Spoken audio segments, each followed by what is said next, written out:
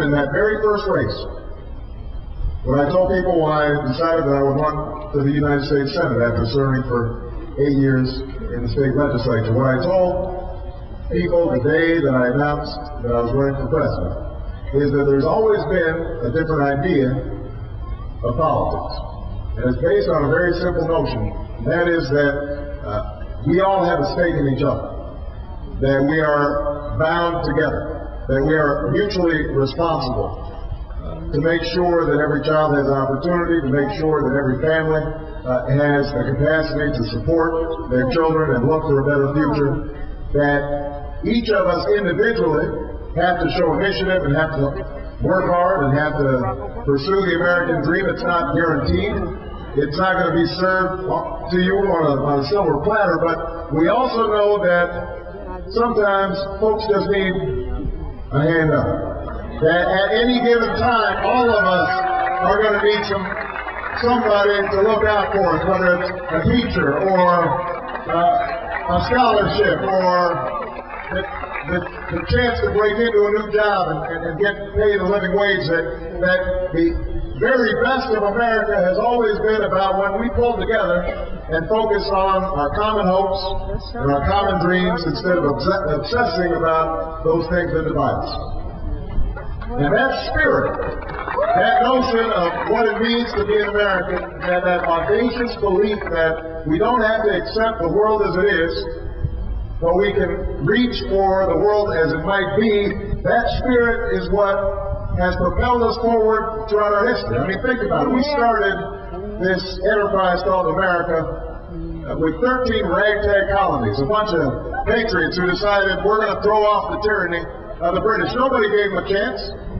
Everybody said that's the most powerful nation on earth, and yet they didn't. And then they decided we're going to form not only a new government, but it's going to be a government of and by and for the people. That's never been done before. The kind of democracy where citizens were actually engaged and had a stake in it. And people said that couldn't be done, and yet we did it. And then some folks noticed that in the Constitution there was the stain of slavery. And some people said, well, that can never change. There's nothing we can do about that. But there were a whole bunch of abolitionists who had a different idea. They said, we don't believe in a nation that's half slave and half free. And the Civil War was fought.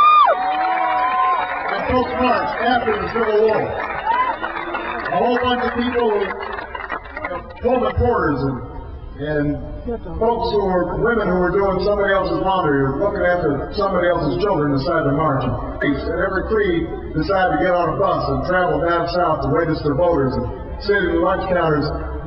Folks said it couldn't be done, and yet we did it.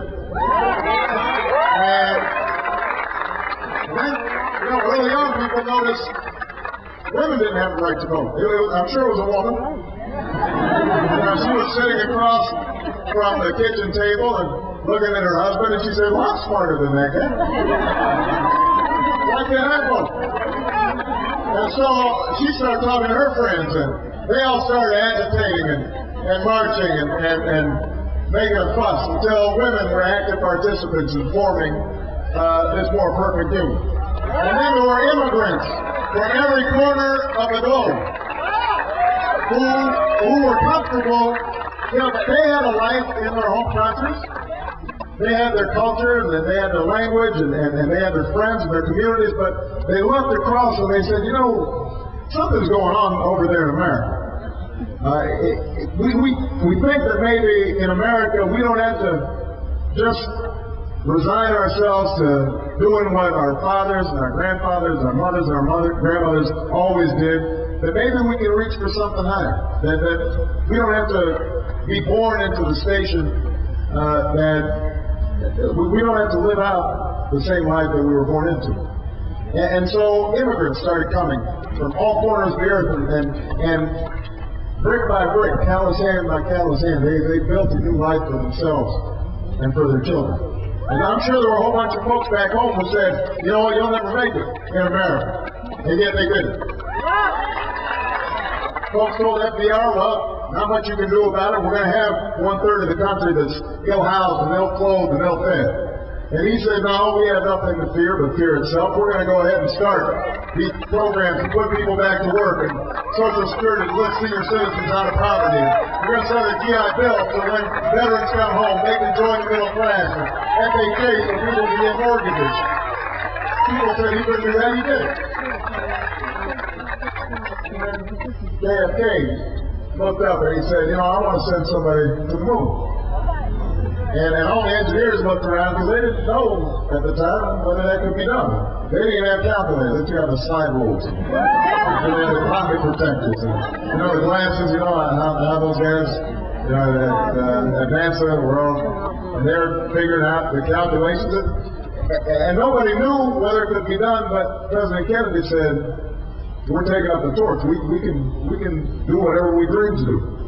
And we sent a man to the moon. And that spirit is what has driven this country. What I call, in my latest book, the audacity, the hope. The belief in things not seen, the belief that there are better days ahead. Now, that spirit is what has been missing from our politics for too long. We've got a can't do, won't even try style of government. We've got a government that looks at the healthcare crisis and says, you know what? You lost your job, you lost your health care. You got to go to the emergency room and maybe your child won't be cared for because you don't have health insurance. Well, you know, that's tough luck. That's the way it is sometimes. But you've got a government that has said to the victims of Hurricane Katrina, we're doing a great job, Brown. And then leave our fellow citizens languishing without water, without food, without sanitary conditions for 3 days, 4 days, 5 days, a year and a half. People who want to rebuild and somehow, some way, can't get the help that they need. We've got a government that, instead of crafting a national security strategy for the 21st century, that recognizes that our military might has to be matched with the strength of our diplomacy and the power of our alliances. Instead, that government launches a war that should have never been waged, a war that should have never been authorized.